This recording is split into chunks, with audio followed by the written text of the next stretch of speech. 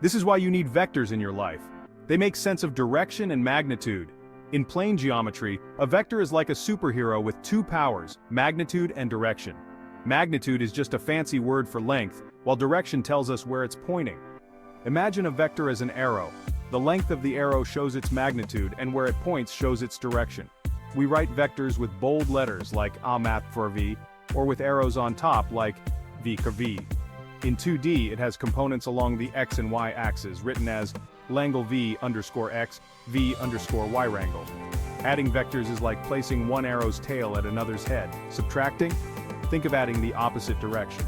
Multiply by a scalar, and the arrow stretches or shrinks but keeps its direction. And the dot product? It's like a handshake between vectors, giving a single number. Understanding vectors is key in physics, engineering, and even computing. Everybody is looking for ways to simplify complex ideas.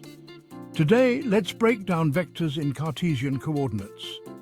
In simple terms, vectors have both magnitude and direction. Think of them as arrows pointing you in the right direction with a specific length. In 2D, a vector is written as v underscore x, v underscore y, where v underscore x and v underscore y are its components along the x and y axes. In 3D, we add another component, v underscore x, v underscore y, v underscore z. Unit vectors like I, j, and k help us express any vector. For example, 3, 4 can be written as 3i plus 4j in 2D. Adding vectors, just add their components. 1, 2r plus 3, 4 equals sign 4, 6r. Simple, right? The magnitude or length of a vector is found using the Pythagorean theorem. In 2D, it's vx squared plus vy squared. Easy peasy. So next time you navigate directions, remember, vectors point you the right way mathematically.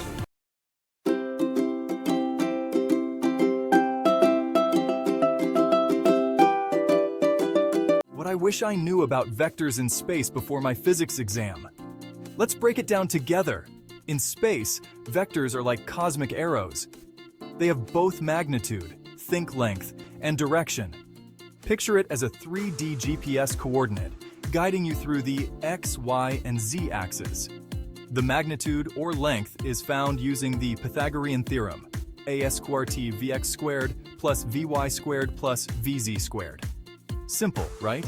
Now, adding vectors is just like combining forces. Add up their x, y, and z components. Subtracting?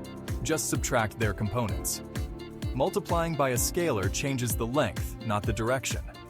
The dot product gives a scalar result, while the cross product produces a new vector, perpendicular to both. So next time you picture space travel, think vectors.